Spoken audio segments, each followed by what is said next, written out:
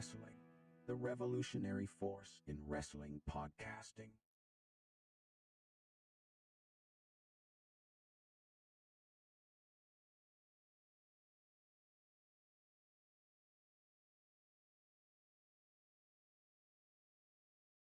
Ladies and gentlemen, it is with a heavy heart tonight that we, at the VOW Wrestling, let you know the loss of another legendary wrestler, one of the original Four Horsemen, part of the Minnesota Wrecking Crew with his brother. Ladies and gentlemen, it was announced today the passing of Ole Anderson. If we can take a few moments before we start our show to remember Ole Anderson with the 10-bell salute.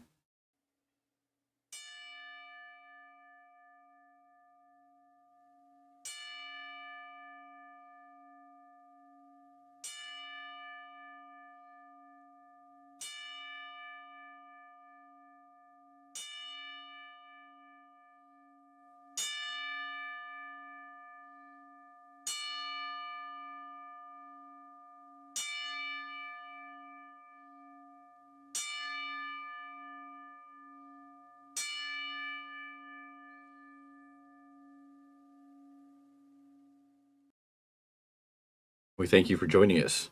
Now let's get to the show. Hey, it's your boy Miguel G with the VOW Wrestling New Japan. I have a guest for you, folks.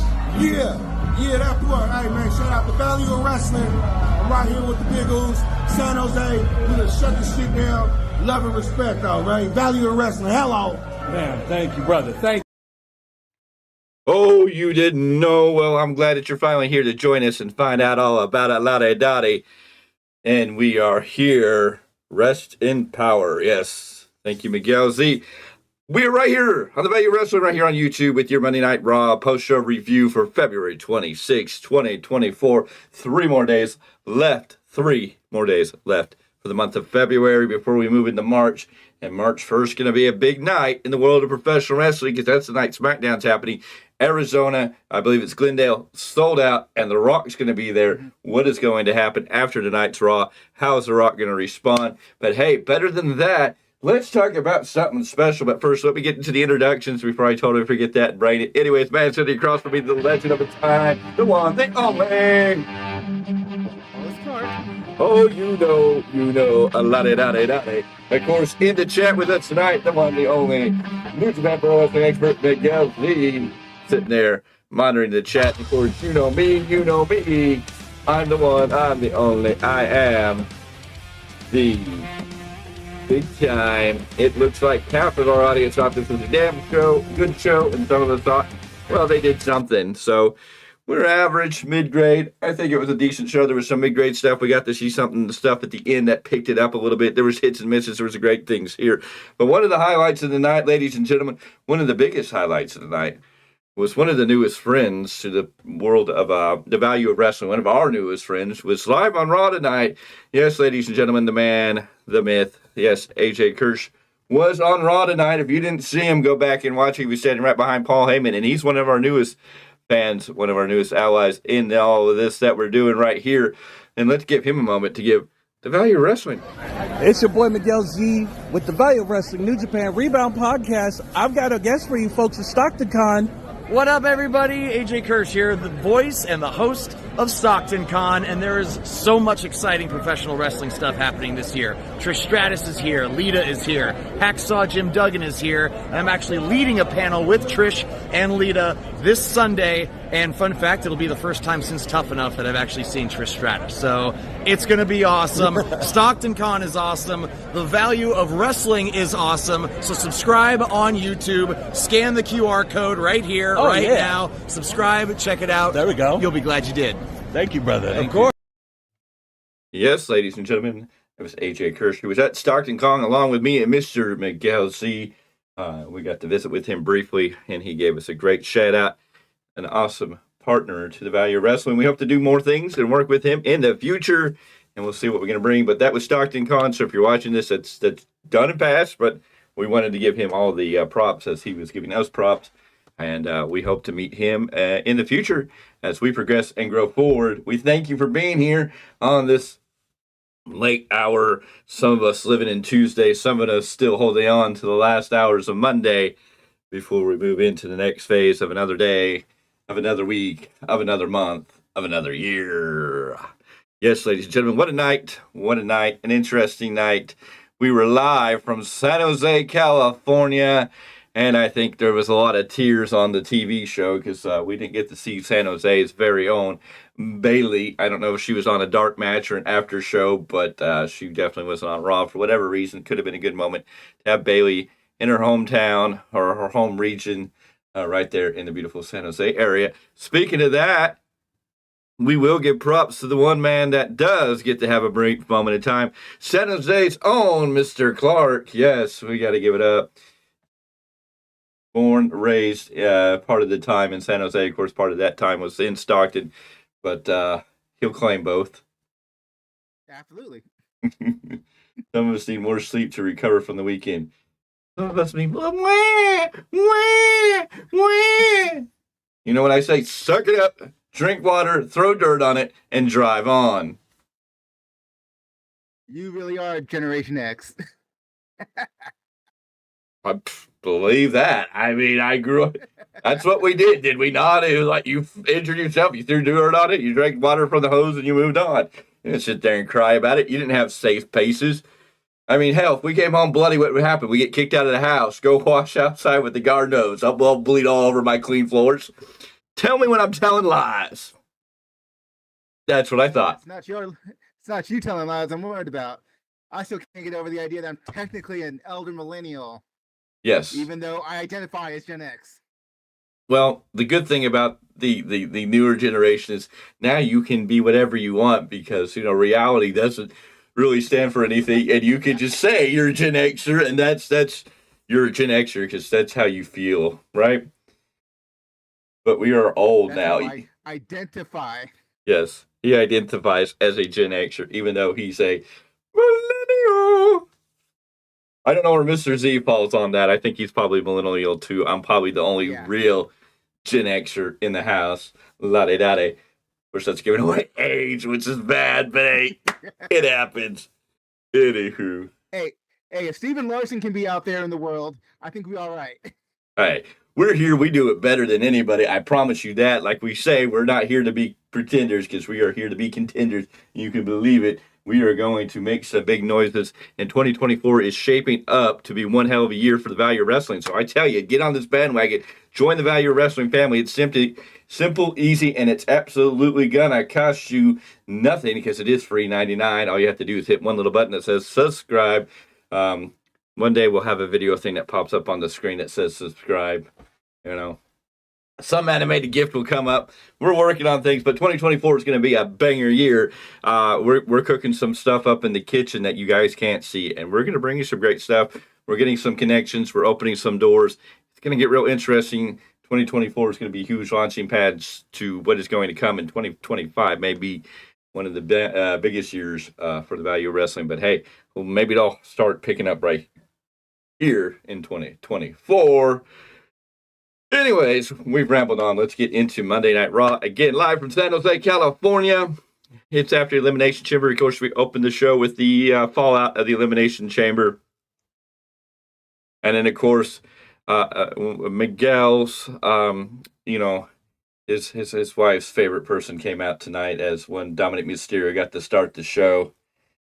And I guess, as much as you get booed, he's kind of starting to grow even on me that you're kind of like, you know what? He's done his dues. He's getting there. He's showing that he has something. I don't know if he's great in ring. I still believe there's a little greenness in ring, but his mic skills and his character work is getting a lot better and starting to grow on me. I'm starting to like him a little bit. So Dominic Mysterio comes out and he introduces Mommy to the crowd, but they hate him. He gets through it as McAfee laughs at him. Here comes Rhea Mommy Ripley. This weekend, she walked into her home country, our women's world champion, and walked out the same way. Nia Jax may have been the biggest threat, but it doesn't matter how big you are. Mommy is always on top. Believe that he's such a good heater. Oh, yeah, she's a great heater. This brought out Becky Lynch Becky Lynch came out to ruin the party. She is out here to say congratulations to Rhea. What a night they both had on Saturday. What a moment for Rhea. Dominic tries to stand up for Mommy, saying that nobody talks to Mommy like that. Becky tells him to shut up and calls him a kumquat. Becky had some good moments here, just getting into Dom that were just great. She says, if his mommy won't put him in his place, the man will. And that was great. Rhea's on one hell of a run. She's been the face for the last year, but she spent most of the time being fed grapes by Dom. Meanwhile, she has been the heart and soul of this company, and she can do it all, including beating Rhea Ripley, which Becky Lynch has never done. She has never beat Rhea Ripley, so they're selling that storyline going into WrestleMania. Rhea asks if she's done. First of all, never disrespect your Latino heat like that ever again. Second, congratulations for winning the women's elimination chamber. It's about time Becky stopped disappointing Rhea and win something to get closer to her level. Becky, she says she is the backbone, the man, but the men always think they're the backbone. Behind every great man is a greater woman. She is not behind Becky because Mommy is always on top. Leah leaves the ring and leaves Becky standing, watching her as she gets attacked from behind by Nia Jax. Dropping her with ease, finish her off with a couple of leg drops. Nia tries to hit her finisher, but agents and pairs get in the ring before Nia can squish her. And so we started off hot and heavy. We went to a commercial break and we were backstage. Jackie, who has Nia Jax, stopped. Nia says there's no way Becky should be going to Mania. She beat her clean, and Becky will not make it to Mania. Tonight she has a match with Liv Morgan, and she predicts 10 times worth of pain for Liv Morgan. This is a great opener. We're getting the platform set up for Mommy versus the man. This is going to be a huge deal. As long as Becky doesn't use the big time name, we're good. She can be the man, but she can't be the big time. Sorry, darling. That name's reserved. But anywho, great opener to the show. I thought it was right on point, getting us started with something. Rhea Ripley definitely deserved that moment to have her shining glory after going into Australia, main eventing a pay-per-view. The women don't get the main event many pay-per-views unless the Elimination Chamber on Saturday morning, at least here Saturday night in other parts of the world. It was definitely the right way to do it. Even though Nia Jax may not be one of those people you say deserves the main event, in this moment, Nia Jax deserved her spot. Nia Jax, as well as Rhea, deserved to be in that main event slot, and Rhea going over, retaining the world women's title in Australia. It was huge. She was over there huge. A lot of shocking people were over there huge. Grayson Waller, Tiffany Stratton. It was kind of shocking that the Australian people were cheering a lot of those other people over there, which was fine and dandy because you got to love what they do. But what a great way to open this show. It was a good opening. Mr. Clarke, the floor is yours. I saw Nia Jax coming to attack Becky just early on in the promo. Yeah. Like, okay.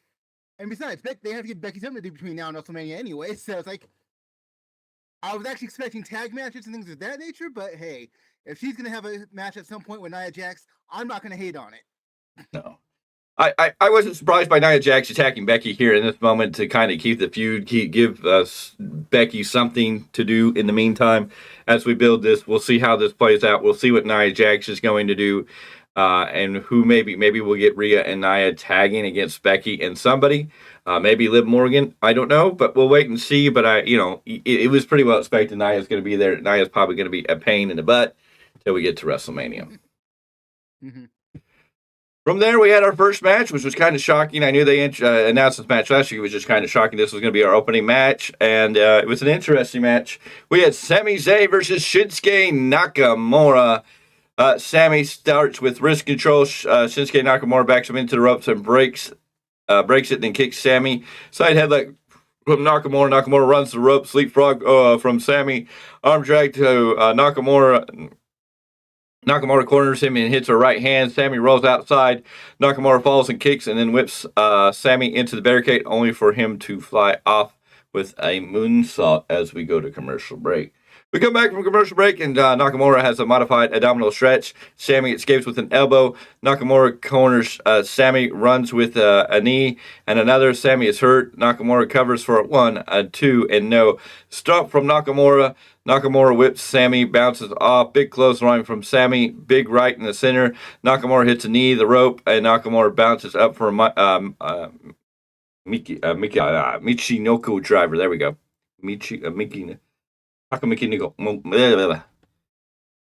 Michinoku. Yeah, Michinoku. I hate his name because it always gets tongue-tied in my mouth. And he gets a pin for 1-2, and Sammy kicks out. Nakamura hits his shoulders in the corner. Nakamura climbs. Sammy punches the head, locks up, and spins from off the corner with a tornado DDT. Nakamura rolls to the outside. Nakamura hits the ropes. Nakamura back in, and he hits a knee. Nakamura to the apron, grabs Sammy on it, locks up, and hits a front suplex on Sammy. We go to another break. Come back with Sammy hitting a blue thunder bomb for a pin of 1-2. Nakamura kicks out. Sammy up in the corner. He runs for a finisher, but Nakamura hits a knee to the face. Nakamura to the second rope. He dives off with a finisher from the Kinshasa from behind for a cover of 1-2. No, Sammy rolls to the apron again. Sammy to the barricade. Nakamura falls with a kick. He flies off the apron with a knee to the head.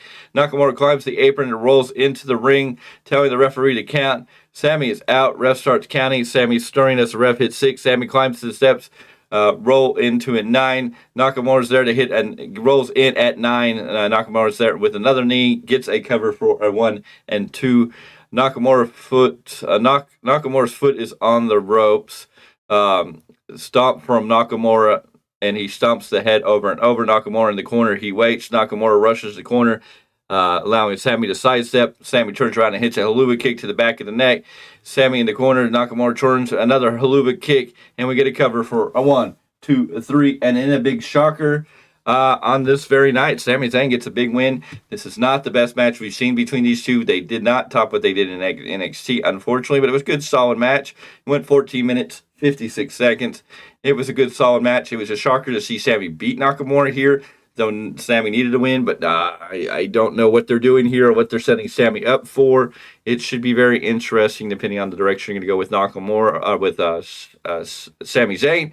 Where Nakamura is going to go, I don't know either. I feel like we're going to get a big match with Gunther. I think there's a lot of people. I think we're going to get him a 6-man. We're going to maybe get a ladder match. I don't know. I think we're going to get something big with the Intercontinental title, where Gunther might not necessarily have to get pinned to lose the title, but we may get a new Intercontinental champion. It is going to be interesting, but a good solid win here. And whoever wrote these notes, quit calling Shinsuke Nakamura Shin. That's just total garbage and disrespectful. I mean, at least he has a last name. If you don't want to say Shinsuke the time, it's like Nakamura. There you go. It's sad. Well, these whole notes, every time they refer to Nakamura, I know, they said Shin, and it was pissing me off because I'm like, to me, that's just disrespectful. Shin. No. Hey, Nakamura. I don't know about disrespectful, but it is definitely silly. It definitely is. There's another word I'm looking for. But basically, it's like, yeah, it's just not necessary. Yeah. Obnoxious. That's the word I was looking for. There you go. Your thoughts on the match, Mr. Clarke? I wasn't surprised that Sami won. I mean, it's like they're both great competitors. They both have great characters. They both can really go. I'm still kind of wondering, though, where they're trying to take each character. Yeah. Like, the match itself was cool. But, like, where are we going with these guys? It needs a good win, also. Just as much as Sami does. He got the win. He got the win last week. This was the comeback, or 2 weeks ago. This was the comeback match. So, I don't know. Lots of questions up in the air, which is not necessarily a bad thing because we don't want everything about WrestleMania to be too predictable or too visual. Right. So keeping things kind of up in the air is nice. But I feel we're probably getting a big ladder match at WrestleMania. At least some kind of multi-man match. It feels like it. From there, we are in the back. Chelsea Green informs us that she is competing in protest. She's competing in protest. She's wrestling in protest. Last week, she would have won the Battle Royal and gone on to become the most illustrious winner in history. Had Pierce not added Raquel Rodriguez, Raquel flew all the way to Perth to lose, just like the Sharks. And so we have Chelsea Green versus Raquel Rodriguez. We have what's Chelsea's name? What is her gimmick normally? Hot mess. Yes, we have the hot mess taking on. Well, in WWE, she's basically just a Karen. Yes. But previous to that, yes, her current Karen gimmick is the evolution of the hot mess character. Yes, she's a hot mess, but we get the hot mess versus Dora the Explorer. It looks like Raquel still isn't able to wear makeup for whatever reason, because of the We talked about it. Her condition. Yes. Green with a slapper curl misses a clothesline but fires back with another. She lifts up Green, hits a fallaway slam. Green is dazed. Rodriguez grabs her and hits another fallaway slam. She lifts up Green and hooks the legs. Then lifts Green up for a huge Tahana bomb and gets the pin at 1 minute. At 1 minute, 12 seconds. Got the 1, 2, 3. Raquel Rodriguez smashing Chelsea Green. Chelsea. And, yeah. Dora the Explorer wins. Congratulations. I can't wait till we get Matt Cardona to show up to help make his wife look good. I would not mind a heel Matt Cardona showing up, aligning with one Chelsea Green. I think they could be a great heelish power couple, and could be interesting. Yeah, that would be a lot of fun. Yes. Any thoughts on this 1 minute, 12-second match? What is there to say? I always enjoy seeing Chelsea Green, but it was what it was. So Dora came out and smashed Hot Mess in 1 minute, 12 seconds, and then she left off with Mappy to go find Backpack. Something like that. Golly. And Jackie's backstage with Sammy. She congratulates Sammy bringing up their talks. How much did Sammy need this win? Sammy says he's been bottling up a lot, trying to keep it cool, but this match has been on his mind all week. If he lost tonight, he doesn't even know what it would have done. That win reaffirms all he's been saying. He's a contender, will be a champion, and his path will come his way. As he's talking, Ludwig Kaiser starts walking up, and Sammy stalks. Jackie leaves, and Ludwig and Sammy have a stare down. As Ludwig walks off, Vinci walks off. Gunther is next to walk by and scuffs at Sammy, and they keep pushing. So they really are tantalizing. Mappy or Moppy? Mappy. She has a map in her backpack. So, come on, you got kids old enough that we're probably watching Dora Explorer. I don't have kids old enough. God. I didn't have kids myself, but I've taken care of kids and had to watch that bloody thing. I'm talking to Mr. Z in the chat there. I know you are. I'm kind of wondering how he doesn't know also. Yes. All right. Hello Kitty. Not the product Hello Kitty, but hello to the kitty. How are we doing tonight, madam? You're in the camera shot. Can you say hello? Okay, now you're not in the camera shot. Can you decide what you want to do? Okay. It's going to be a walk by. Now we have a whole... You're blocking the whole screen. Come on. Come on. Wow. Hi. Okay. I've got to do a show here, and you're just a fuzzy furball on the screen. And my hat looks like it's sitting on your body. Okay, go ahead. Go through there. Go in the window. Thank you. I know. Anyways, we are back. Cody... Wow. Look at Miguel's comment. No, my son loves Perry Saturn's Moppy. Oh. Okay. Well... Mr. Z, would you go on? Can I book you in a match with Perry Saturn? Are you willing to do that match? Okay. Sorry, kitty. I know, babies. You are beautiful. Oh, you're going to bite me? I love you. You're precious, but you're... Gotta go. Ta-da. Adios. Here you go. Thank you very much. Can we book Mr. Z versus Perry Saturn? I think that would be a good match. The Marine. We'll wait and see. Anyways, Cody's just backstage with the awesome Kathy to talk about his challenge to The Rock. He says The Rock slapped him, so he challenged him anytime, any place. He's waiting for his rebuttal this Friday. Cody asked Kathy if she likes Waller. Grayson should like Cody. He's given Waller great content tonight. He gets his first Monday Night Raw main event match. So, Cody versus Grayson Waller. Grayson Waller getting the main event of Raw. What talk about getting hot shot up the card. He's going to main event the show. Mr. Miguel still delayed on his rebuttal, but we'll give him more time to contemplate life. Imperium are here. Gunther says that after successfully defeating Jey Uso last week, he is still here, the longest reigning champion of all time. He says that it was very close. Jey almost had him beat, and he actually felt it slipping away for the first time. Nobody is perfect, but he is very close. Before his men outclass the New Day, he wants to address his future over 600 plus days. He's been working hard. He has beaten everybody who's going to be his opponent at Mania. He has heard us all ridiculously claim Sammy, Chad Gable, The Miz, and even, despicably, R-Truth. And in a twist of twist, here comes the Judgment Day. Out comes Judgment Day. With no mommy, unfortunately. Damian Priest with his briefcase stands in the middle. He calls Gunther big and bad. They don't sweat him, although Gunther has had a dominant run. It's second to the Judgment Day. Priest hopes that Gunther watches this weekend when they ran. Hopes that Gunther watched this weekend. Not watches, watch. We're in past tense, not future tense. Thank you very much. You want to be a writer. Sorry, people. When people write notes and we're trying to read them and they miswrite stuff. And I'm not the greatest writer, but even when I acknowledge them, it's pretty bad.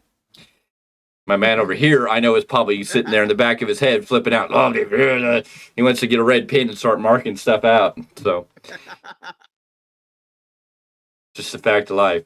If you love English, then I guess that's just, you just can't stand it. Anyways, Priest hopes Gunther watched this weekend when they ran the table, and they plan on doing the same thing at Mania, and they want more gold, and that includes the IC title. Gunther says Priest is obviously not cashing in on him. Who's it going to be? Is it going to be Finn Balor, Big Head? Who? Dom pushes Priest back and stands in front of him. Gunther laughs him off, and Dom with the mic gives us time to boo. Then tells Gunther that the title belongs to them. Gunther gives Dom a bit of a shove. Priest looks to attack, but all the Judgment Day hold him back. Backstage, Judgment Day is walking as they come to Rhea, who comes over and questions Dom's aggression towards Gunther. Dom looks to smooth things over and runs into Andrade. He says it's good seeing, and maybe he'll see Andrade around. Andrade says he is here to meet with Pierce about his first opponent. He'll see Dom soon. Is this a prelude to things that are going to come? So this was a good moment between what started off with Imperium. Gunther giving us a rundown of all the people that have been talked about getting him. Judgment Day thrown in here, throws a Swift. So, I mean, we may be looking at Chad Gable, Sami Zayn, The Miz, R-Truth, Dominic Mysterio versus Gunther for that Intercontinental title. That's 6, and possibly a ladder match. And that would be perfect. I think that gives you Sami, Gable, Miz. It puts R-Truth in there, and you have Dominic in there. I think you could have a lot of things going on in a ladder match with Gunther, and you could have Sami or Gable win that title in a ladder match. Everybody else doesn't. Well, Dominic could be advantage to Dominic. If Dominic were to win that Intercontinental title, it would definitely be a Swift in a way for him to win it without actually having to pin Gunther. And then that could be very interesting. Dominic Mysterio may be your Intercontinental Champion coming out of WrestleMania. I'm kind of like in the middle on that. I'm like, I kind of like the idea. I can kind of see where you could take that storyline, how you can take the title from Gunther and give it to Dom without necessarily having Dom beat Gunther, who's red hot. You have some advantages there. And then you have, Judgment Day can help interfere. Who knows what role R-Truth will play into that. Could be really interesting. I mean, I know a lot of people probably want to see Sami or Gable win it, but in a ladder match, you could actually give it to Dom. It makes sense, and Dom with the Intercontinental title right now isn't necessarily a bad idea, Mr. Clarke. Back off that idea. How did you feel about Dom's North American Championship run? It was okay. It was just kind of, I think it was a little too early for him to have a title, and I think the big part was they were just trying to give him more in-ring action and getting him, because he was green. He's still a little bit green, but it didn't feel, it wasn't, it was something for him to do. It was putting a title on him to see how the reaction would go. But I think here, I think it would just make him a bigger heel, because, he would have stolen the title. If they play it right, he could have stolen the title from Sami and Gable, who are going to be the biggest baby faces in this match, and who the fans want to win. But you could really get that title on Dom without Dom beating Gunther. Dom would make sense kind of wearing that title. Like I said, I'm kind of mid. It's there. You could really light a storyline. You can't hate the idea. It wouldn't be horrible. It would be it wouldn't totally be trying to take the title to make the man. I think Dom's there enough that they could kind of equal out one another, so it would balance. And Dom could be a sneaky heel trying to defend the title. Mm-hmm. Judgment Day could be there to help him keep the title. You have all these little things to string that out with the new Intercontinental Champion. Plus, you would also have great matches with the Chad Gable, with the Sami Zayn. Oh yeah, I mean, he's he's putting the work in. He's not top tier yet, but he's working on it. Now, did Eddie and China both have belts at the same time? I believe they shared the Intercontinental title for a while. Well, there you could have something interesting. Eddie and China? I thought Jericho and China shared the Intercontinental title. I could be wrong. I mean, I'm not 100% certain, but I think it was Eddie and China. Well, I know Jericho and China shared the Intercontinental title. Or was it? Yeah. I think Eddie was Intercontinental Champion while China was Women's Champion. I think at one time they both had belts. But I mean, even that, yeah, I don't know how you get there. But yeah, I think you could do something there too that's very interesting. With Mommy and Dom both holding titles. So it depends on what they do. Couple. They could go there. I mean, Mommy's becoming babyface. You could keep Dom doing the heelish tactics like Eddie Guerrero would be a heel, but be with Mommy. So there's that association of that. Mommy loves Dom. Yeah, I think there's something that you could really build there.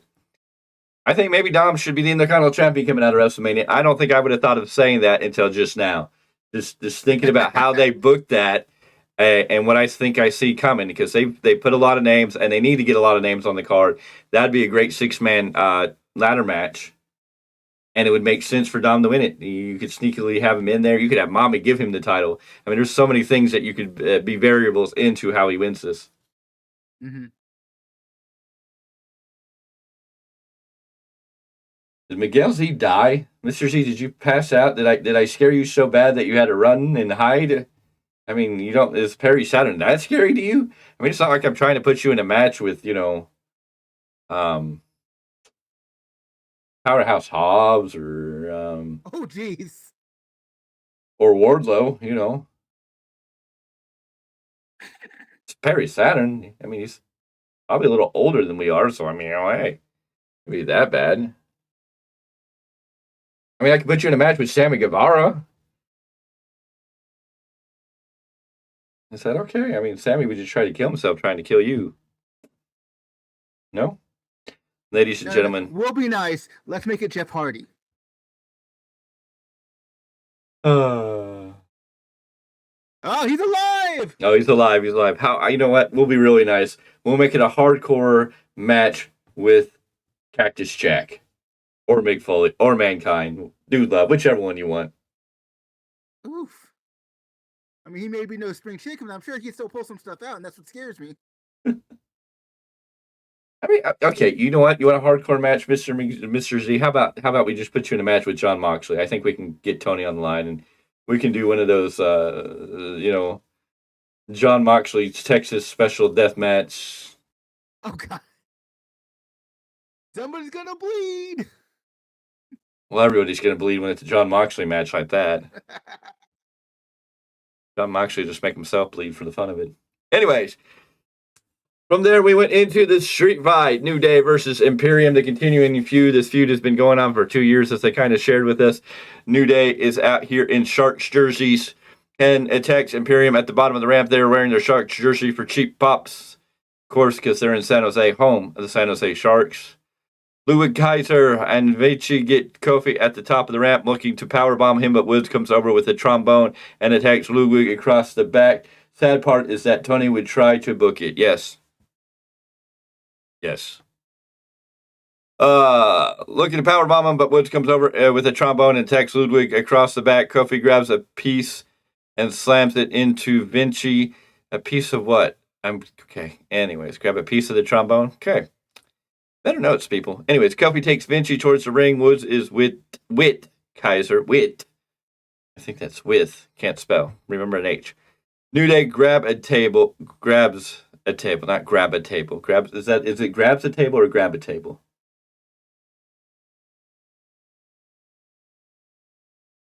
I don't know how that should properly be. Should it be New Day grab a table? Or New Day grabs a table? I think officially it's supposed to be grab, no S. Okay. But New the way Day we grab. speak a lot of times. I guess. New Day grab a table. That just doesn't sound. Anyways, from under the ring, but here come Kaiser and Vinci to attack. New Day into the ring, hit the ropes, and fly outside onto Vinci and Kaiser. We go to break. After we come back from break, Kaiser has Kofi hurting in the crowd. Meanwhile, Woods is hitting a hard chop on Vinci. Vinci with a back suplex to Woods onto the apron. Kaiser chops Kofi over the barricade. Kaiser lifts the apron. The crowd wants a table. Ludwig obliges and shoves it back in to piss off the crowd. He grabs a chair and enters the ring with it. Vinci has Woods trapped. Kaiser attacks the midsection, chair shot to the back. Vinci has the chair now and traps it in front of Woods. Kaiser and Vinci each kick the chair into Woods' face. Kofi is on the top rope. He hits a crossbody to both men. SOS to Vinci. He lifts Kaiser and body slams him. Hi! Onto Vinci. Not hi, not H-I-G-H. Just hi, like hello. Hi onto Vinci. Hi onto Vinci. Boom drop to Vinci. God, don't you know what you know when you capitalize? I don't know why you needed to do a capitalization on boom drop, but okay. He grabs Kaiser, attacks T back. Kaiser pushes him against the ropes. Excuse me. But Kofi slides down and pulls his legs out. Right hand to the face. Kofi grabs the table. He sets it up, grabs Kaiser on the apron, tries to oral suplex through the table. I don't know what that would. Tries to something suplex through the table. Okay. But Vinci is there to stop him and suplex Kofi into the ring. Why is onto and into capitalized? Someday can we hire our own writers who can do this for us? Woods is up now. All four men are outside. Okay, God, outside. Kaiser has kendo sticks. He slaps Woods with it, then tosses one to Vinci, and they tosses one to Vinci. And they take turns swinging on Woods. Vinci traps Woods on the steps. Kaiser runs around the ring, but Kofi is there to kick him high. Vinci with a huge clothesline to Kofi. Woods is in the ring. Vinci runs in, crossbody to Woods. He has a kendo stick now, and he beats on Woods over and over again. Kaiser has a chair, and he attacks the legs. Why do you capitalize boom drop? Because Kofi brings the boom. Maybe you can't. Sorry. I know you want to prowl, but we can't. Well, but he capitalized the whole boom drop to Vinci. I could get boom drop, but capitalizing the whole statement is unnecessary. I get the boom drop. He brings the broom. It's like, why did he crossbody the Woods was all capitalized? Like, I don't. Yeah, I see that. I get where emphasis is, but that's not really a place for emphasis. Well, the way Vinci does it. Yeah, maybe. I kind of get it. Woods it over to good. Kaiser, okay, attacks the leg. We go to break, and as we come back, Kofi's throwing an announcer's chair, throws the announcer's chair into Ludwig's face. Actually, throws McAfee's chair into Ludwig's face. Kofi rolls into the ring. Him and Woods stand over Kaiser with the kendo stick. They turn chins, beating him down. Kaiser with kendo shots over the back until they break. Woods hypes Kofi up, slaps the chest, and tells Kofi to get the table a la the Dudley Boys. Kofi grabs one, and the crowd is hyped. They set it up near the announce booth. Kofi lays Vinci across the table. Woods climbs to the top rope. He flies onto Vinci with an elbow drop. And an elbow drop to Vinci through the table. Kofi rolls Vinci into the ring. Woods to the top rope. Kofi with the backbreaker. Woods flies off with the leg drop. Cover 1, 2, and we get a kick out. Kaiser pulls the ref out of the ring. Kofi with a suicide dive. Kofi sends Kaiser into the ring. Kofi kicks him in the midsection. Kofi drops his imaginary straps. He lifts Kaiser to his shoulders. Kofi climbs. Vinci's up. He shoves Kofi off the top rope and through a table. Woods goes to grab Vinci, but he smacks him over the head with a baking pan or something similar to it. Kaiser sends Woods into the corner with a chair. Is waiting. Roll up for 1, 2, and 3. This match went 18 minutes, 10 seconds, and your winners are Imperium. Imperium pulling off a good win here. This is a decent match, not perfectly made, but a good solid match between these two. According to this note taker, it's not Imperium, it's Imperious. Yeah, you're right, Imperious. I can't wait till the day we can afford people to, write our notes for us and get it to us. Somebody who can sit there and watch it and do this and make it clean and does it right. Big money for somebody who can do that someday. Anywho, it's a good match. It was a street fight. We've seen these teams being fighting off and on for the last 2 years. I don't know if we're going to get something big with them at WrestleMania. Hopefully, the final big blow off. I don't know what you do to go from a street fight, what's going to be bigger. This feud's still got to continue. It's not dead yet. I don't know if you walk away. The New Day need their big win. Let's go old school 80s blue cage match. Could be fun. Could be fun. Could be fun. Parking lot brawl. Can we go WrestleMania 12 and a back lot brawl in Philadelphia? You know, are we going to have a stadium stampede of the WWE zone, or are they just going to fight around the whole stadium? Have WWE say, "Hold my beer." Let's show you really how you do it. Anyways, from there, your thoughts on this match? Okay, thank you.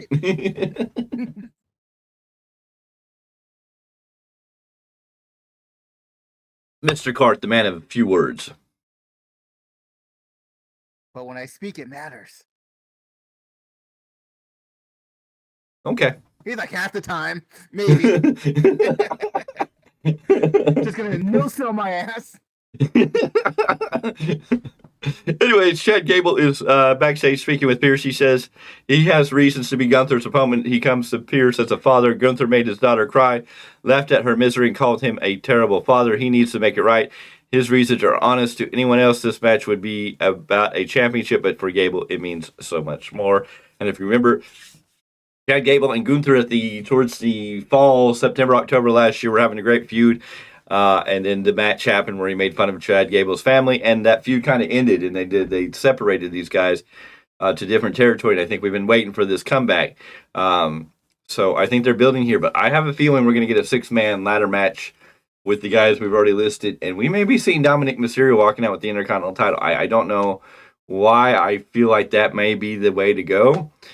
Even though you'd love to see Chad Gable have a big moment at WrestleMania winning the Intercontinental title. Sami Zayn redeeming himself with the Intercontinental title would be good too.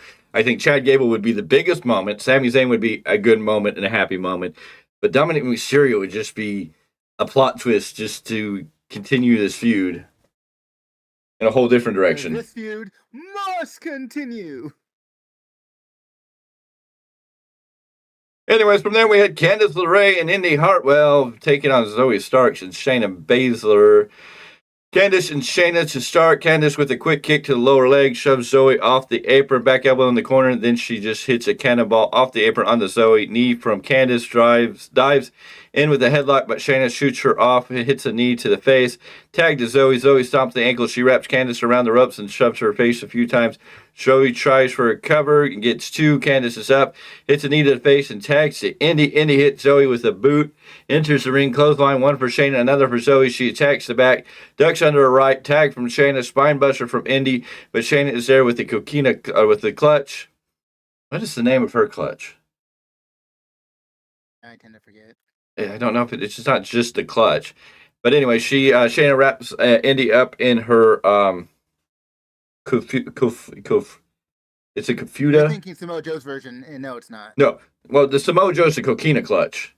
I think hers is like the Kafuda, I forget, clutch or something. Anyway, Shayna Baszler beat and Zoe Stark get the win here. I don't know. I think maybe Candice LeRae and Indy Hartwell need it could have gotten a decent win here. This match went 2:45. It was a quickie squash. I don't know. Both these teams are kind of mid. There's no real strong direction for them. I'd like to see Candice LeRae and Indy Hartwell win this just because they fought the tag team champions and lost at Elimination Chamber. I think this would have been a good night to let them have a win just to kind of feel some redemption. Of course, if you're building Zoe Starks and Shayna Baszler to be the next contenders, cool, but I think we've kind of seen Zoe Starks and Shayna Baszler. Of course, we haven't seen them against the Kabuki Warriors. I don't know. All 4 of these women are kind of flat to me when I know they all have a little more talent than what is here. Your thoughts? See, they've been building Shayna Baszler and Zoe Stark though for a little bit now. Yeah, that's why I still kind of think that they're still possibly the WrestleMania contenders. Maybe it's on the pre-show, maybe it's on the main show. Don't know. Actually, it's probably the pre-show. Let's be honest. But We shall see. R-Truth is backstage with DIX and The Miz. The Miz and DIX tell Truth they're going to get revenge. Ciampa asks Truth if he is ready, and all 4 men leave. Anyways, DIY with Miz and R-Truth were creating that. A lot of people were thinking that DIX needs Dexter Lumis to join them. Where is Dexter Lumis? We don't know. I hope we get to see him back in action. Where he's going to play in all this, it's going to be very, very interesting.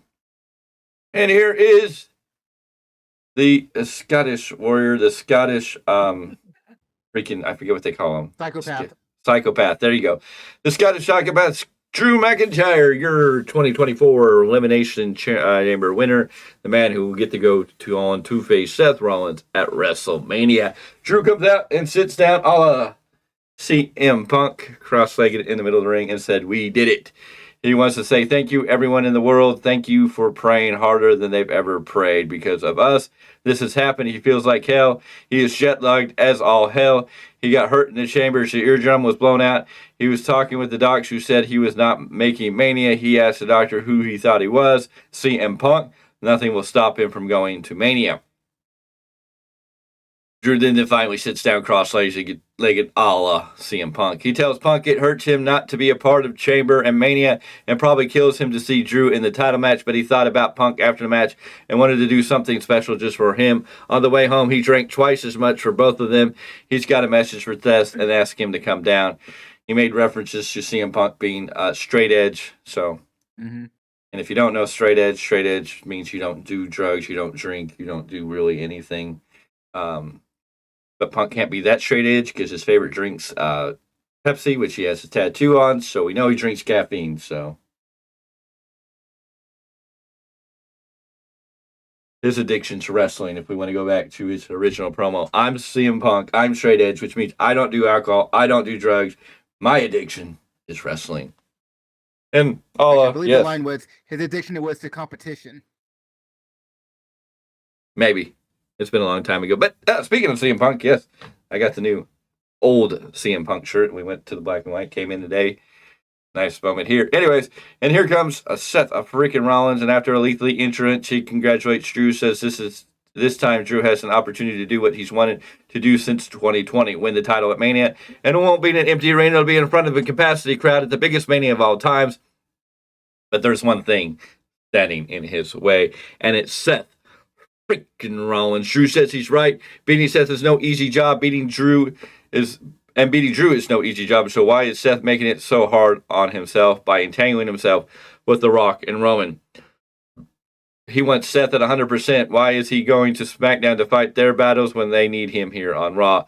When Drew is champion, he won't care of SmackDown. He won't care if SmackDown is on fire. He wouldn't piss on them to put the fire out. His responsibility to Raw and that title only. He wants Seth to think about one thing.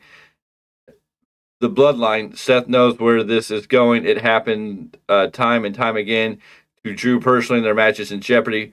For their sake, back off. Seth respects all Drew said, but some risks are worth taking. Seth has thought about all of this, replaying it all in his head, and the truth is Drew might be right. The bloodline might leave him broken, just like everyone else, and Mania may be an easy night for Drew, but what if he's wrong?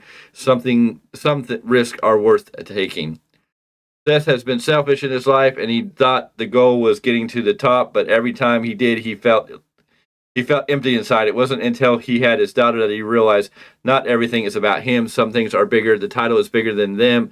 Taking down the bloodline is bigger than them. It doesn't matter who has the title. The bloodline is going to come for it. So Drew might be right. But what if he's wrong? What if Seth's knee is 100%? His back is ready to go. What if they can rip the bloodline apart once and for all? May the best man win. Some risks are worth taking, says Seth, and he drops the mic. Good segment here by both Drew McIntyre, setting us on the course of what is to come. If he wins the championship, we know he's continuing his feud with CM Punk, so that'll be interesting. And Seth dancing on the fine line of what could possibly be happening to him, but telling us that it's all risk. The risk is worth the reward. Mr. Clarke, what are your thoughts on this promo between both of these men? I thought it was kind of interesting that some people have actually called this McIntyre's pipe bomb. I'm like, yes, he's kind of poking fun at CM Punk, I'm like, really? It What? wasn't. Who said that? There was no pipe bomb in this.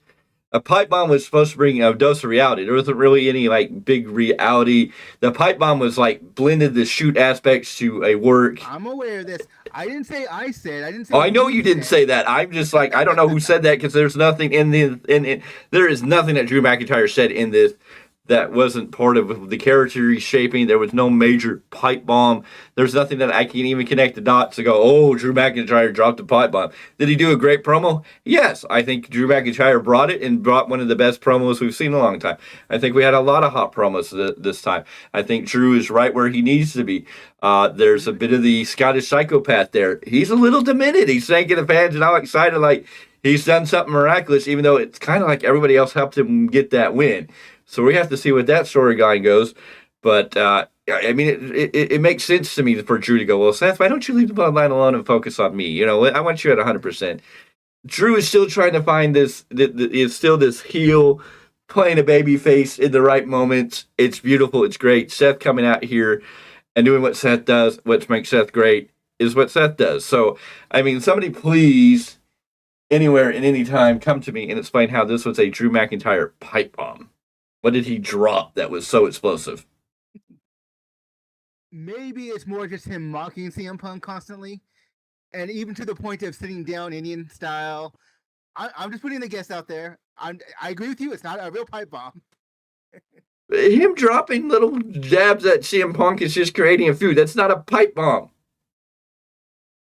CM Punk broke the fourth wall. CM Punk told us things that were kind of those things that we really didn't talk about. The brass rings and the ceiling and, you know, the wagon on the wheel. The pipe bomb had a whole bunch more between it and had a bigger storyline. It was a lot more in depth. This is what you expect, and Drew's doing great with his character, but there was no pipe bomb here. Yeah, I'm sorry. You know, there's nobody out there to convince me. I mean, if somebody wants to get on here and debate me, let's get down and debate it, but I don't. You cannot connect the dots, and this isn't, you know, I can't say that name, but this isn't the connected dots, la la la, you know, I'm going to draw you a picture and it's all going to make sense. Now it's not even going to make dollars. Well, AJ Francis is on TNA dealing with Joe Henry, so I mean, we're out of change at the moment. Oh. And apparently we have the Rainmaker going elsewhere also, so. The change maker? The what is it? What the mist maker? The misted coins? Maybe we should give him some Mentos so he can be the fresh maker. And here's Miguel Z with the high Colt Cabana. And you know what, Miguel? CM Punk would probably say right now to you, to your face, you just made the list. Why would CM Punk say that? Well, because he would. Thing. Well, I know it's a Jericho thing. My whole point was he said a high Colt Cabana, and of course Punk and Colt Cabana are no longer buddies like that. So right. Miguel might make the same list as Colt Cabana in CM Punk's world. Oh, yeah, that's fair. That's where I was kind of connecting dots. Yes, it was a Jericho thing, but I'm kind of like, I could see CM Punk stealing that from Jericho because Jericho played his own roles in some of this CM Punk stuff, and I guess they're not real buddy-buddy anymore either. So, hey, you know, more power to the people. But not power. Oh, yeah, not people power. No. Anywho. Great promo. I thought these guys brought it. They're setting us up for a good storyline. Can't wait to see what's to come. Moving along, we had another women's match. Nia Jax taking on Liv Morgan. This was announced earlier. And Liv comes out the gate with a drop kick, but Nia hits a big slap, tosses Liv into the corner, and even gives her a stink face. Big chop from Nia, then a stretch muff for submission. She drags Liv over to the corner and swings her face into the turnbuckle. Nia to the apron. Liv is hanging over the bottom rope. Nia tries for a leg drop, and Nia hurts her.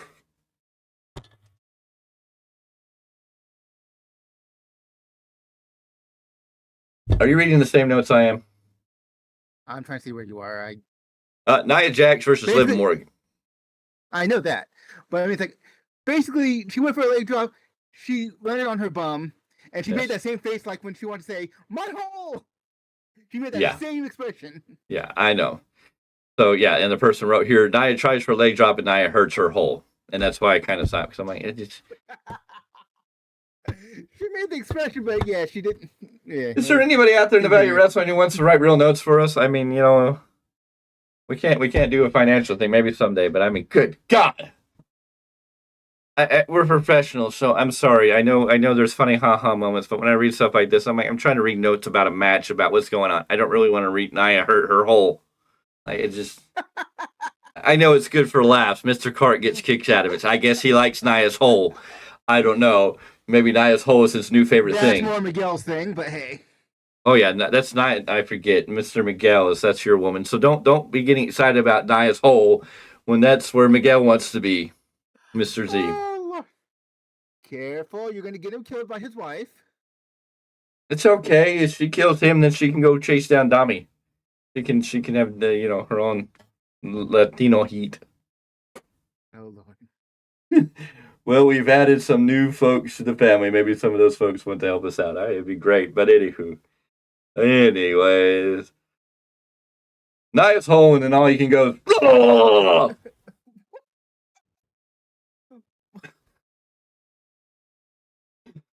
is, because it turns Mr. Clarke like 3 shades of red in like 5 seconds. Can you talk? I think so. Okay, Maybe. okay. I don't know if I lost you there for a second.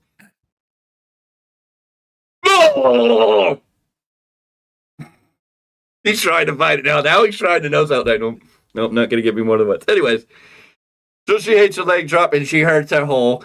Nia is favoring her back. Liv dives through the ropes with a crossbody. We are back from a commercial break. Nia misses with a senton. Liv is up in the corner. Nia up 2. She runs into the corner, misses a high knee from Liv off the apron. She hangs Nia up. Liv to the top rope. She dives with a drop kick. Nia doesn't go down, but is cornered. Liv hops up and tries for a code breaker. Nia holds on. Liv kicks her away, then hits the code breaker off the second rope. For a cover, we get a 1-2, and she kicks out. Samoa drop attempt. Liv slinks down. Nia hits a headbutt. Nia rushes the corner, and again, Liv moves out of the way. Nia hits the shoulder post first. Liv to the apron, launches herself. Nia catches her on the shoulder and drives Liv into the post. And here comes Becky Lynch. She flies off the barricade with a fist and sends Nia into the announce table head first over and over again, winding up in a disqualification. Liv Morgan gets disqualified by Becky Lynch interference. Nia Jax gets the win here by DQ. This match went 8 minutes and 2 seconds. Becky eventually sends Nia into the ring. Follows. She shoves Nia right back out of the ring and looks to continue the attack, but the refs come out and stop her. It was a good match here, trying to let Liv look strong. Nia having it. Becky coming out and attacking Nia. They continue the feud. It makes sense here. Can't be too mad about it. You really couldn't have Liv get squashed by Nia here, especially since you're bringing Liv back just recently and trying to make her feel like she has an important role here, and of course she is still chasing Mommy herself, so we'll have to see how it all goes. Mr. Clarke, I know there's not a big match here, but your thoughts, or what can you add to the conversation? I was actually very interested in this match, just the big woman, smaller woman, but dynamic. Plus, with Liv's character, I wanted to see what they were going to do with her, because like I said, one, you can't squash her, but by the same token, the way that this played out is she might. What are the possibilities that at some point she goes heel just to go psycho on somebody? Maybe. Because whether she stays face or goes heel, I feel like she's going to go psycho on somebody real soon. And I'm going to love it. Anyways, from there, we're backstage with Kathy, who is with Grayson Waller and Austin Theory. The young boys. Waller says he's got the biggest scoop, and good for him in Australia. But Cody disrespected him tonight. They flipped the script. He will disrespect Cody in his house. Cody will never, ever, ever finish his story. Backstage, Becky, once Nia Pierce makes it official for next week, Liv comes in and mad at Becky, says not everything has to be about her, and walks away. So setting up something for maybe Liv and Becky going forward. Who knows? We're going to have to wait and see what happens with that. Jey Uso's backstage with Jackie to talk about being so close to the title. Every time he is so close to completing the mission, he falls just this short. Past enemies, even his own family members. And, of course, Drew McIntyre walks up to tell Jey he's going through a tough time. And Drew is riding high. He can relate. He wants Jey to know that he deserves this. Jey laughs it off, and then they attack each other before the Asians come in and break it up. Yes, Team Young Boy Lovers. That's what I said. Young Hey, no one's Boy anything about Lovers. but you. Oh! Anywho. Ladies and gentlemen, it's time for the final match. It's the last match of the night. I don't know why I like it so much when they're like, finally, it's the last match. I guess it makes it feel hyped when they say, it's our last match. It's small. It's nothing huge, but they do it. They do the thing on screen. So, it's the main event. It's the last match. So it does make it feel a little more important nowadays. That, okay, here we are. I guess it's just an attention getter. When you hear that, it's the last match, you're like, okay, it's the main event. It just draws you back in, which is a nice touch. It's small, and it's been working. A lot of the changes that they've done with the show, the video packages, when they cut the commercial breaks and they show like Sami Zayn and then go to commercial break, all these different little features they added, and it's really good. And it does feel more like a sports program as I give it more of that look than than just the old wrestling show. There is more of that sporty feel to it. It has aspects of football games and baseball games like being televised on TV. Anyways, Cody Rhodes versus Grayson Waller. Okay, quit moving. Waller's trunks are atrocious. I thought that was just part of Waller's deal.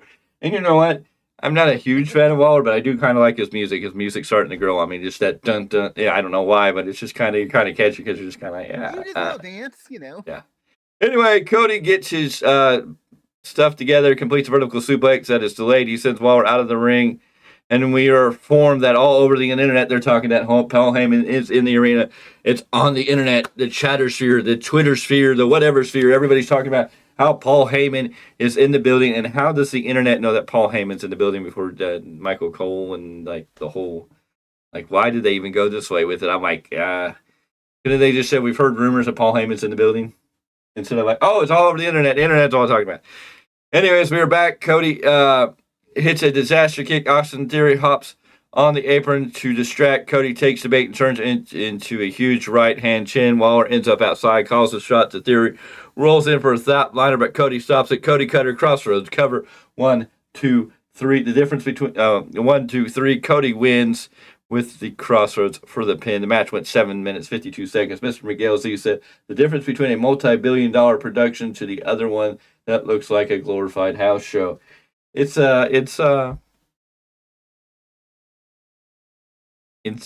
basically, I don't know why they call it what they could just call it Ring of Honor and just go back to taping Ring of Honor. It has the same feel of Ring of Honor. Except I think Ring of Honor was actually more respected than AEW is, unless you're a diehard AEW. The 3,000, 4,000 diehard AEW fans might want to get on here and yell at me for calling it a glorified house show with TV cameras. Ring of Honor had TV cameras. Well, they had cameras anyways. Yeah. Well, Ring of Honor was more respected, though. Anywho. Yeah. So a good solid match here. Grayson Waller, Cody. It's what you expected. Grayson Waller wasn't going to get too much out of it here. It was the aftermath that really hit the moments, but we'll get into that. What were your thoughts on the match, sir? It was what you expected. It's first of all, you see where Cody Rhodes is and where he's heading. Grayson Waller, it was just a TV match. I almost hate to call it a filler, but just to fill some time, really. Yeah. Because the real main event was what came after. Well, Grayson Waller's kind of been pulled into the storyline with Austin Theory. Because he was SmackDown, he was called to the Tribal Chief's office, the Tribal Chief's locker room, and we never know really what was ever said because we didn't see anything really come out of it. At Elimination Chamber, Austin Theory got his butt beat down, and tonight Grayson Waller took a big L. Anyways, the match is over. Cody's out there, his music playing when we hear Paul Heyman, and Paul Heyman comes out with 3 security guards.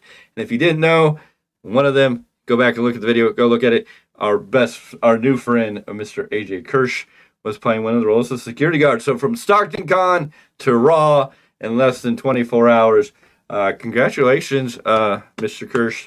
AJ, much love and respect from us here at the Value of Wrestling. We acknowledge you and your appearance on Raw. Awesome moment for our buddy there. But he was there. We don't know who the 2 other guys are. But our buddy was there, and that was awesome to see him getting an opportunity to shine. So Heyman's out here with a few security guards, And Cody quickly grabs a chair and sits in the ring. Heyman tries to do his introduction, but Cody says he doesn't care. If this is a setup, bring them out. Cody was not here to play tonight. Cody was angry, and I loved it. Cody, some of this, the night got slow, but when Cody got out here, and you got this moment between Paul Heyman and the security guards and Cody, and when Cody got on that mic, and he was just like, no, I'm done with the setups. I'm done with this crap. Let's get it. And Cody was intense, which I want to see out of Cody. Cody's pissed off. Cody's done playing the games. And this is the Cody Rhodes that I want to see going forward. This is the Cody Rhodes that I can see now. I'm done playing the games. I'm done with the bull crap. Whatever you're going to bring, let's do it. This is the Cody Rhodes that now is finally in the right place to possibly take down Roman Reigns, to finally be the piece that helps take down the bloodline. This is the Cody we need to see. This is the direction we need to be going, was Cody. Now, hopefully, the rebuttal from SmackDown, hopefully The Rock brings that same intensity, because Rock, your promos have sucked. This isn't 1990. This isn't the Nation of Domination. Go take Ricky Starks back his overgrown vest, and give me Hollywood Rock. Give me The Rock from the WrestleMania 40 press conference in Las Vegas. That's The Rock I want to see. The angry, I don't care. You could be Hollywood Rock. Come out and sing to me, but be pissed off. I want to see that anger. You can bring a little bit of that comedy. You can sing a song, but then give me that intensity afterwards. I don't want just the old catchphrases. I don't want the crappy, I'm going to accept the herpes off your face.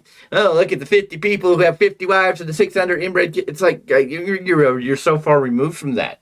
Like, we love you, we respect you for everything you've done, but if you're bringing this Rock, I just like, in this moment, in this time with the bloodline is even beyond that. The bloodline's not the Nation of Domination. It's bigger than the Nation of Domination. Roman Reigns has made it bigger. They've done everything right with Roman Reigns, and you kind of don't. I feel like you're more on the Jimmy Uso side of the bloodline than the Roman Reigns side of the bloodline. It's like cheap comedy for cheap pops. And that's not the Rock I want, not the Rock that I think should be in this moment. We need more serious Rock with less comedy, yes. Heyman says the only members of the bloodline here are Heyman. There is no Samoan, there's no Polynesian in the here tonight, even though we're in San Jose, California, where Rikishi was from San Francisco. The Usos are from San Francisco. There's a lot of Polynesian blood. I mean, when Alpha and Sika got into wrestling, they were at the Cow Palace. The Polynesian love in San Francisco, in that whole Bay Area, as Mr. Clarke would know. I mean, I'm not saying he's not. I don't think you qualify as Polynesian. No. But there's also a fair amount of Indonesians up in the Bay Area too. Yes. Particularly San Francisco.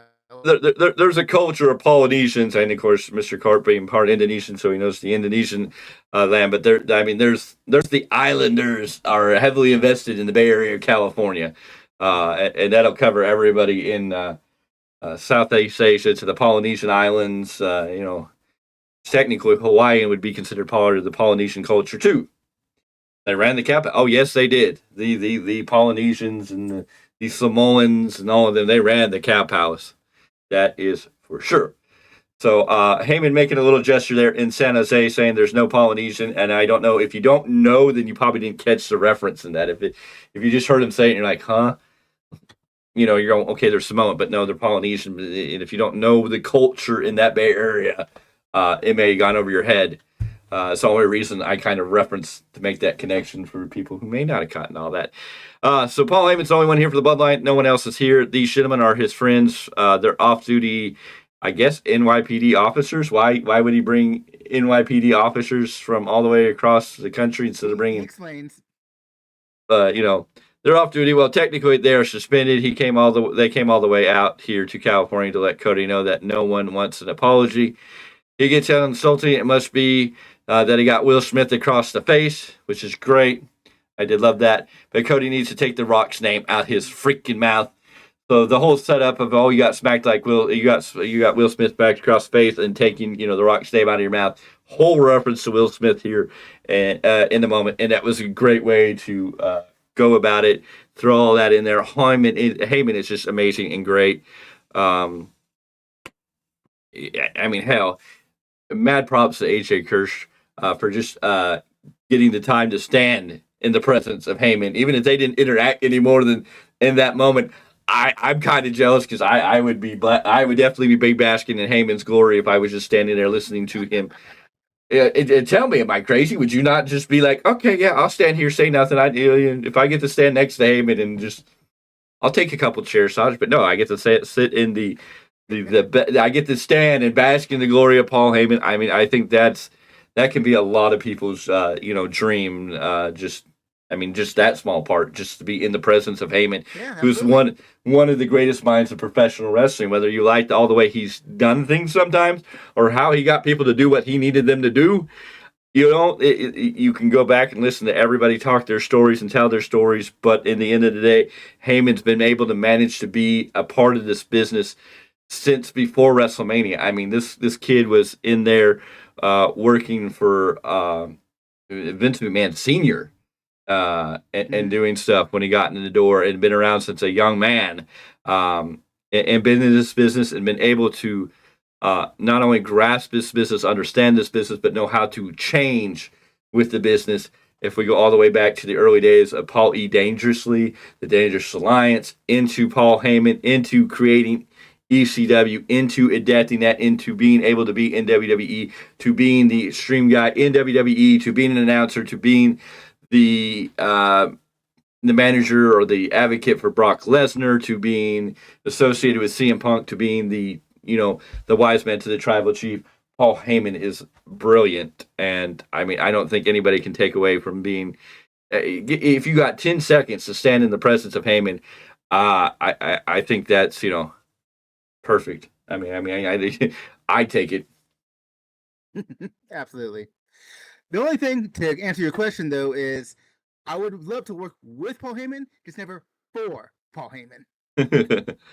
Isn't that the truth? But Heyman is here, and he's begging him, pretty please, with the cherry on top, withdraw his challenge or else.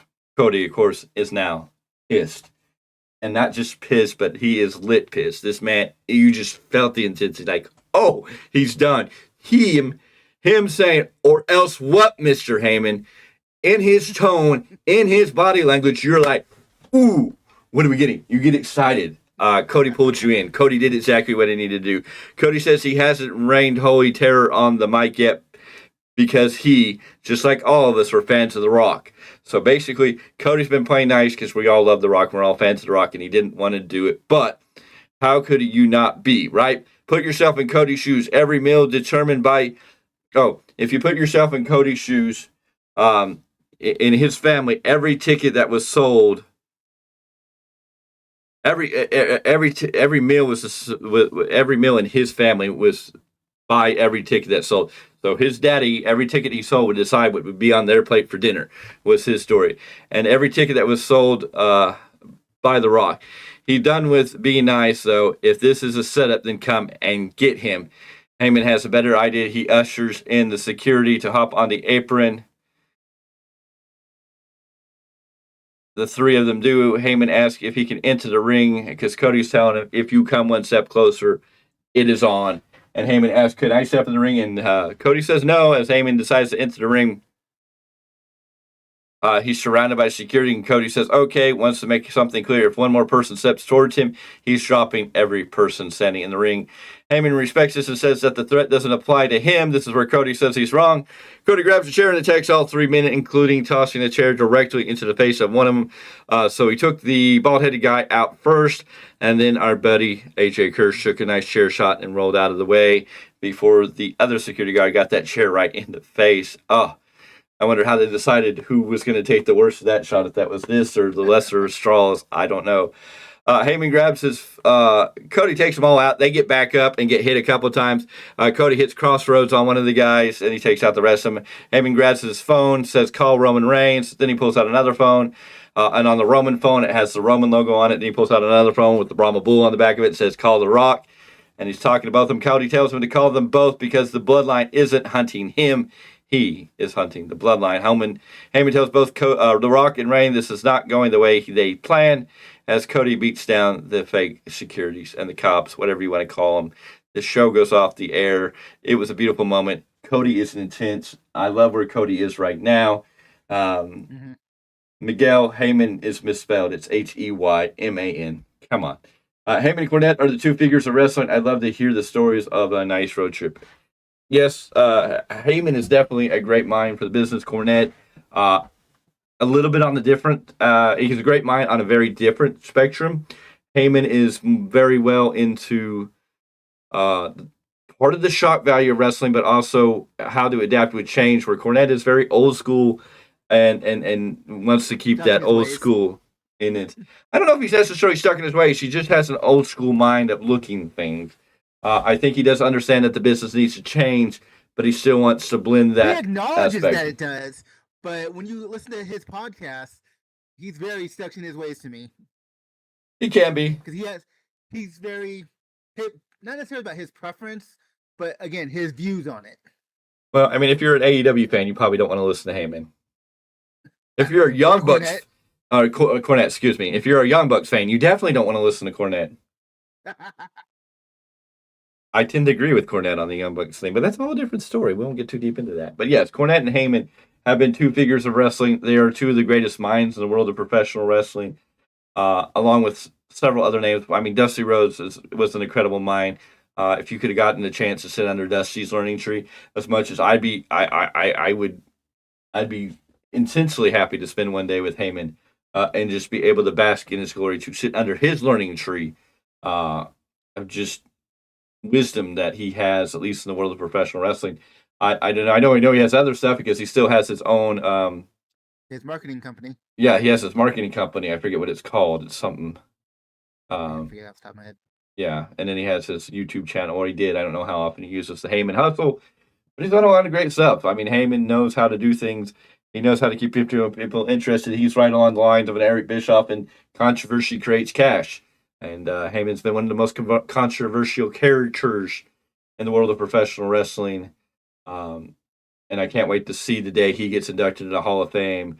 The only sad part is I don't know if they're going to be able to give him enough time to really get Paul Heyman to tell us all the lovely stories that he can tell. Oh no, they will not have enough time. I mean, I hope too much content. I hope Heyman does like the Undertaker one day and does a one-man show. One-man show. Yeah. They can do that. They could also produce like 5-disc DVD. Yes. I'd love to go see the Undertaker one-man show, but it just hasn't come in the air yet. But I definitely would love to go to a Heyman show. I'd listen to Heyman talk. So hopefully someday we'll get the opportunity to sit under a learning tree of Paul Heyman and listen to him. I'd be happy to listen to Cornette talk too. Don't always have to agree with everything he says, but Cornette knows how to make it interesting. I mean, he gets enough viewers on YouTube, so he's doing something right. But it's good to see Cody where he is. Mr. Clarke, what did you think of this wrapping up of the show? What did you think of the Heyman? What did you think of Cody? How did you feel about this interaction? My first pop actually was just seeing AJ Kirsch. I was like, this is true. One of the big this things. Is true. Like, we just saw the video because I couldn't be there with y'all. Yeah. We just saw the video of the shout out for us, and they're going, is that AJ Kirsch? Like, what? I had to go on Twitter just to make sure. Yeah. No, that was through him. his account. Like, okay, cool. Now, I always love Paul Heyman. I'm a Paul Heyman guy just as much as you are. Mm-hmm. So I'm just like, yes. You're absolutely right. Cody's exactly where he needs to be. The seriousness, the intensity. Can The Rock take a few notes from Cody? I hope so. Because Rock did well at the press event for WrestleMania. But yeah, his Elimination Chamber promo and just everything after the WrestleMania presser was just like, dude, you're better than this. Mm-hmm. I would expect you to hold yourself to a higher standard. Yes. He's just not hitting that mark for me. But maybe Friday he'll redeem himself. He'll come out the way he needs to. And just really help set this on fire. We know the road to WrestleMania is just totally heated up because now The Rock was going to be on, I think, the March 15th SmackDown was the only time we had The Rock scheduled, but now The Rock has agreed to come for the March 1st show, the March 8th, and the March 15th. So the next 3 weeks of SmackDown, The Rock is going to be there. Are we going to get Cody and The Rock in the ring before Mania? I don't know. Are we going to get The Rock, Roman versus Cody and Seth at WrestleMania? I don't know. I don't know if you're overbooking yourself. I worry in this aspect. I don't want to see Seth get hurt. He's coming off an injury, Right. and though he's almost 100%, he says, I just don't know if I want to see him wrestle twice in 2 nights in 2 big high caliber matches. Him and Drew it's going to be a high caliber. If Seth is at 100% and can wrestle, him and Drew are going to have a slobber knocker, knockdown, blowout match. If Seth gets in the ring with Rock and Roman and tagging with Cody, Seth's going to go out there and give everything he has. So it just worries me. I don't want to see him get hurt. And I don't know if we need all these matches at WrestleMania. No. So Rock, to me, shouldn't wrestle till sometime after WrestleMania. Whether it's a tag, whether it's singles, whatever. yeah. No, I agree with you. I just don't know when it's going to happen. I know there's a lot of predictions it's going to be WrestleMania. I'm just wondering. The way Cody phrased it, too. The way Cody phrased his challenge is like, well, I have Roman at WrestleMania. But in between, I'm open. I'm like, no, let's not go that direction, please. Well, and Seth also stepped up and does the pat, so we know Seth's there. We don't know, and we saw with Drew and Seth that Seth is very involved in the storyline. How this is going to play out, I don't know. My only question is, what are we going to do at WrestleMania? What are we going to get between Roman and Cody? Are we really going to get a one-up match? Is it going to be a one-on-one traditional match? And it'd be okay, but I'm like, I think the ante needs to be upped, and I'm hoping that we start escalating. Now that Cody's intense, I hope this brings out an even more intense anger. Oh, you can't keep my name out of your mouth? Well, here's what we're going to do, you Rudy Pooty, Tutti Fruity, Candy Molasses jerk-off.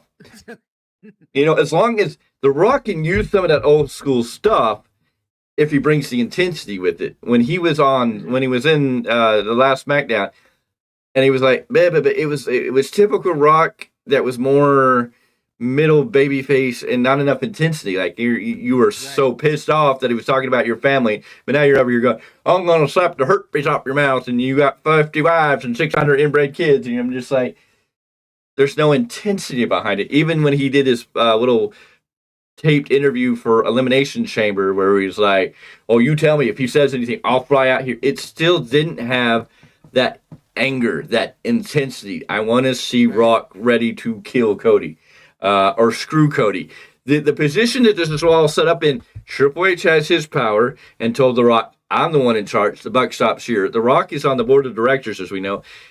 So he should be using that into his character of like, oh, look at the power I have. I'm like, I need to see The Rock be doing dirty things, pulling some power, but that intensity. He can say some of those Rudy Pooty, Candy Booty, I'll shove my boot up your butt and shine it up, turn it sideways, yada, yada, yada, if he's bringing the intensity with it. Mm-hmm. That's my Hollywood Rock over when he was Hollywood Rock, because he still had that intensity. Yes, it made sense, and you could push forward. This using old material without the intensity, it's just not going to cut it. I mean, The Rock could come out and sing to Cody in one of his songs and be comedy, but as once he's done, then be like, "But if you don't start talking about my, I just need to feel that intensity." Yeah. He got a great song over for Vicky Guerrero. I think he can get a great song. Of course, as long as The Rock don't return to a sing along in Sacramento, California, because I think he pissed off everybody in Sacramento, California that night with that sing along, talking about the Kings suck and everything. Anywho, hopefully we get something good on SmackDown. We got several days to get to Friday. Can't wait to see what The Rock's going to bring us. Cody's definitely brought us a level of intensity. That's great. Again, the Value of Wrestling is so glad to see one of our allies, one of our newest friends, AJ Kirsch, on Raw. Congratulations, buddy. Congratulations to our friend. We can't wait to see you again and build with you. We were at Stockton Con. I was literally at Stockton Con on Sunday, met with him one more time, said hello, reminded him, Value of Wrestling. He was like, oh, yeah, and it was awesome. And then here he is one day later, less than 24 hours. He's live on Monday Night Raw, and that's, can't get much closer than that. But we we are excited to work with him in the future. We know there's other events that he's being connected with. Lodi Con is coming up on May 11th, and then there's Stockton Con again. Summer, he'll be there. Of course, me and Miguel Z for the time being will be there until, Mr. Clarke can wind up back in California and be a part of this, hopefully. We'll see soon enough. But again, a lot of things moving forward. We have made a lot of connections, like making the connection with Mr. Kirsch. There's a lot of things that are going on in the behind the scenes for the Value Wrestling. So we are cooking up some stuff. We got some stuff cooking. Getting really exciting. For sure. Any final thoughts on tonight, Mr. Clarke?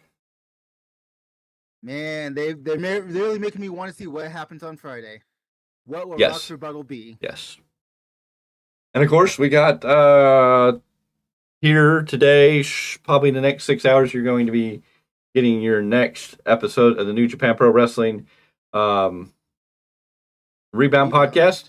Mr. Miguel Z has put that all together, and it should be coming up in the morning today. So be ready for that to pop up on air.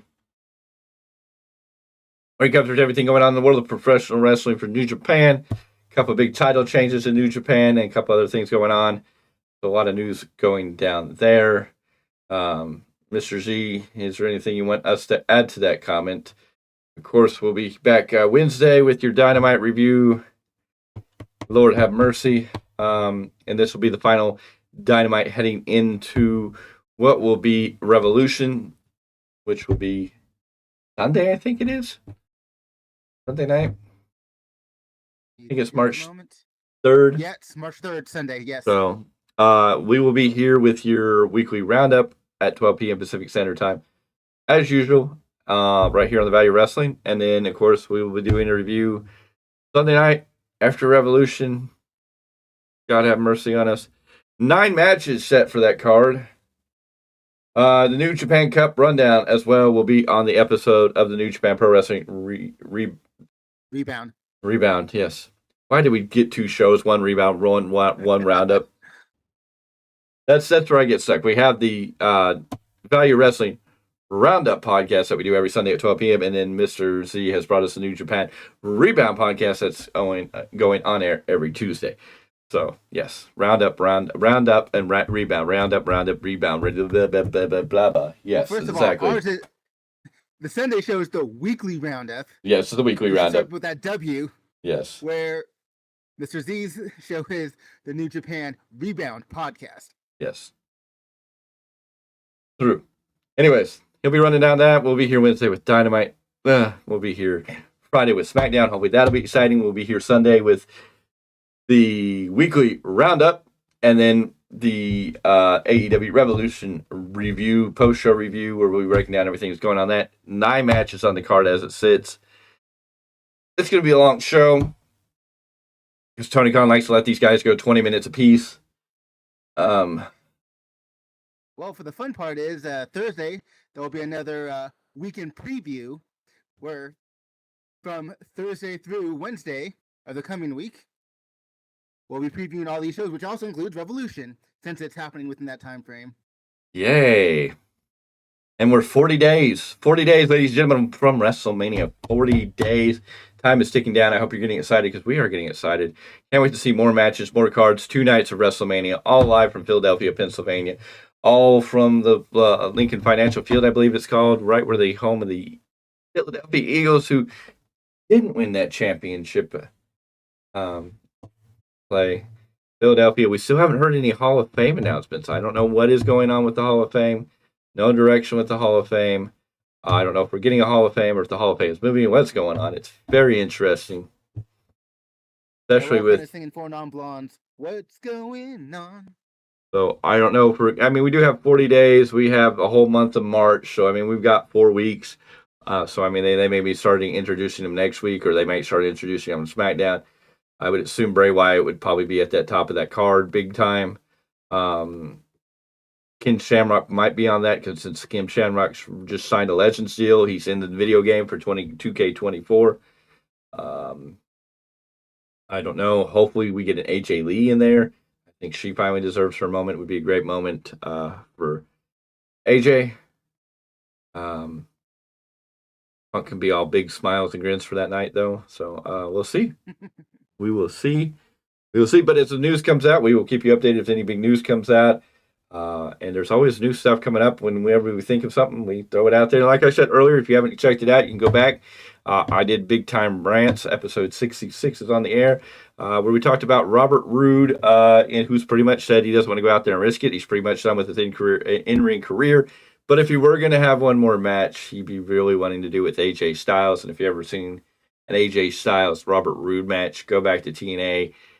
Anytime those two men came together was magic. These two work good together, and I think it would be awesome to see one more match for Robert Roode. I think he'd be okay with AJ Styles giving him that last match. I think he could get through that, and AJ would take care of him. So maybe we'll see that. I don't know. Probably not. Robert Roode's very happy in his new position. But he hasn't. He's a retired, but not totally officially retired per se. Right. So a lot of interesting stuff with that. Other than that, WWE 2K24 will be out March 8th, unless you pre-ordered the deluxe edition or the WrestleMania edition, and it comes out March 5th. I will be giving a game review because I have already pre-ordered it, so I will be reviewing that game for you right here on the channel. If you want anything else, if you have suggestions, comments, drop them below. If there's something that we should be doing on this show, let us know. Not going to promise you we're going to do it. I know there's people who've suggested that we do skits. Unfortunately, that's not necessarily something that we have the capability of doing at this time. So we'll have to wait and see if there becomes a day when we have more capability of doing that. Not something we're against. It's just right now there's not. It would be a one-man skit. I don't think that's necessarily as entertaining. And of course, I always trying to look what to do next with the flashback wrestling. It's a review show of past pay-per-view events. If there's a show that you want me to review, let me know. Drop it in the comments below. Say, we want to see this. WrestleMania is around the corner. It may be time to review some WrestleManias. Of course, mine would probably be WrestleMania 12, WrestleMania 25, maybe WrestleMania 30, somewhere in those ballparks. So WrestleMania 5 was a good one in my eyes. Maybe go back to WrestleMania 9 in Las Vegas, since there is a lot of hits and rumors that WrestleMania 41 may be taking place in Las Vegas. Maybe it's time to watch WrestleMania 9. Not one of the better WrestleManias, but it was an interesting WrestleMania because it was live from Las Vegas, Nevada, from Caesar's Palace. So, a lot of things going on. Jim Ross's debut? Yes, it was the official first event for Jim Ross. Very, very true. Of course, I favor WrestleMania 12, but that's a personal reason. Gee, I wonder why. No, I did never know. And there was some great matches there. You had Shawn Michaels versus Bret Hart in one of the best Iron Man matches that went 1 hour plus. You had the Hot Rod Roddy Piper and Goldust backstage Hollywood backstage brawl with a little O.J. Simpson footage thrown in there. You had some good stuff on all that card, and of course WrestleMania 25 was one of the greatest matches between Shawn Michaels and The Undertaker. The first time they ran it. 26 was one of the more disappointing ones.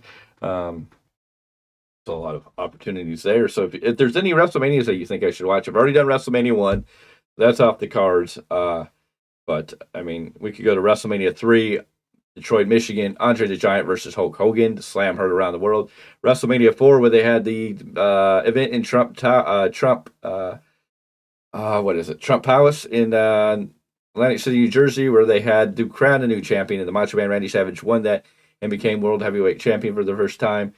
Then WrestleMania 5 was the explosion of the Mega Powers, where Hulk Hogan and the Macho Man Randy Savage wrestled for that world title. It was then the Macho King aligned with sensational Queen Sherry. Of course, what about WrestleMania 6 live in Toronto, Canada? WrestleMania 6, you had Hulk Hogan versus the Ultimate Warrior, World Champion versus Intercontinental Champion when worlds collide. WrestleMania 7 was Sergeant Slaughter as the World Champion after beating The Undertaker with the help of the Macho Man. He was taking on the All-American Hulk Hogan. It was also the night that Randy Savage and the Ultimate Warrior had the Macho Man's retirement match. We had the return of Miss Elizabeth. WrestleMania 8 was not that great. We had what should have been Hulk Hogan versus Ric Flair, as Ric Flair had won the world title at the Royal Rumble. But unfortunately, at house shows, Vince and other people decided these two didn't gel so well. So we got Ric Flair versus Macho Man for the world title and Hulk Hogan versus Sid Justice. And then you had WrestleMania 10, Bret Hart and Yokozuna, and I think that was Lex Luger and Yokozuna, and Bret and Owen. WrestleMania 11, the big match there, Shawn Michaels had won that Rumble. He was taking on Diesel for the world title, but the main event was Lawrence Taylor versus Bam Bam Bigelow. Oof, I remember that being. I mean, it was a cool match, but I just don't know about main event worthy. Yeah. See, I don't remember. I think it was Undertaker and Diesel at WrestleMania 13, if I remember correctly. Again, I'm kind of vague there. I know WrestleMania 14 was Bret Hart versus Stone. No, not Bret Hart. It was Shawn Michaels versus Stone Cold Steve Austin for the world title. It would have been Shawn Michaels' last match before he went away for 4 years before making his big return where he dropped the title to Steve Austin, and Steve Austin became a made man. After that, my mind gets a little blurry. Can't remember WrestleMania 15, 16, WrestleMania. The power of the internet. Yeah, no. Well, I'm trying to go off the top of my head. Then we got to WrestleMania 17, which I believe was WrestleMania 2000. And then WrestleMania 18, of course, was Rock versus Hollywood Hogan. NWO had finally arrived, and that was the biggest thing. Then you can go to WrestleMania 20, which was the Goldberg-Brock Lesnar match. I got booed out of the building, but I also think that was the... Well, I forget when Benoit and Eddie Guerrero won the titles. Was that 20 or was that 21? Somewhere in that ballpark. Yeah, somewhere that I don't remember specifically. Yeah, I know. 40 years of WrestleMania. I've seen them all. I can vaguely remember some of them with great detail. Some of them I don't remember. WrestleMania 2, where they did it in 3 different areas, New York, Chicago, and L.A. The main event featuring Hulk Hogan defending his world title against King Kong Bundy in a steel cage match. So anyway, Hey! I know. Anywho, ladies and gentlemen, if there's anything you want me to review or come up with, go ahead, drop that in the comments below. We'd love to get that out to you. But of course, we'll be back live Wednesday with Dynamite. Do we know what's going on in Dynamite off the top of your head? I know Sting, it's going to be Sting's last Dynamite. So they have that going on. I believe it's this. Oh, yeah, we're getting the FTR with Eddie Kingston versus the Blackpool Combat Club combination of Claudio Castagnoli, Jon Moxley, and Bryan Danielson leading into Revolution. See, I don't do any of this off the top of my head. Like when I put the weekend preview together, I look that stuff up to remember. Yeah. I put my 2 cents in about it. Oh, Will Ospreay is scheduled to make an appearance. That's right. So That's one of the big things. that'll probably get some people to come over and see. If they put the Young Bucks on there, they'll probably all lose that viewership. So, Tony Khan, be real careful of how you decide to go with this show. Coming up here.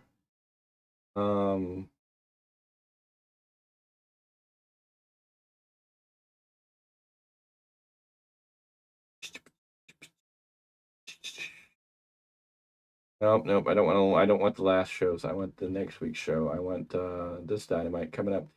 But the big thing is going to be Eddie Kingston teaming with FTR now to take on the Blackpool Combat Club.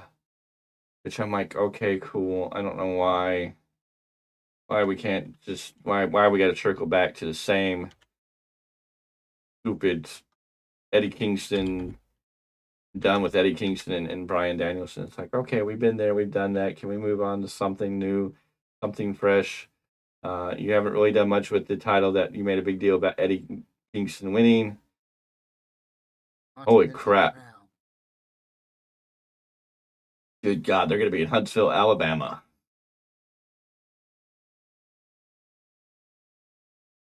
Well then. Will Ospreay is making his debut in Huntsville, Alabama, Mr. Z.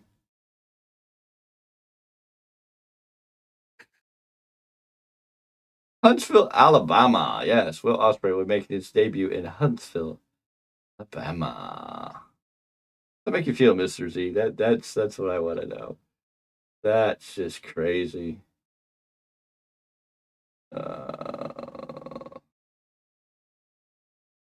I think I don't know. I think there's a women's match somewhere on there. I forget who's facing who or what. Don't know if it even matters. I think we're all kind of like, nah, AEW, whoopee fucking doozies. I get a response from him yet? Mr. Z's fallen asleep or he's ran away. Anyways, ladies and gentlemen, this has been your Monday Night Raw review for February. Monday Night Raw review for February 26th, even though it is now officially the 27th across the United States. Unless you're in Hawaii, then you're still on the 26th. But this was your Monday Night Raw review. It is now Tuesday here. Very shortly, in a couple hours here, we should have the New Japan Rebound podcast on and up and ready to go. And we'll see what goes down. So we will see you on the next one, ladies and gentlemen. I'm going to get out of here. Going to say goodnight. That's not the video.